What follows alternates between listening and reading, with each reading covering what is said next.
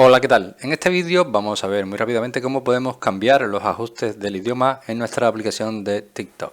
Por lo tanto, vamos a entrar a nuestra aplicación, después nos vamos a dirigir a perfil.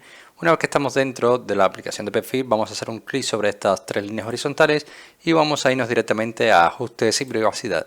Una vez que estamos dentro de ajustes y privacidad, verás que tienes por aquí una opción, haciendo un poco de scroll hacia abajo, una opción que se llama idioma. Haremos un clic en idioma y aquí verás ya lo que tiene que ver relacionado con el idioma. Tienes el idioma de la aplicación, que si lees un poco la descripción es seleccionar el idioma predeterminado para esta aplicación.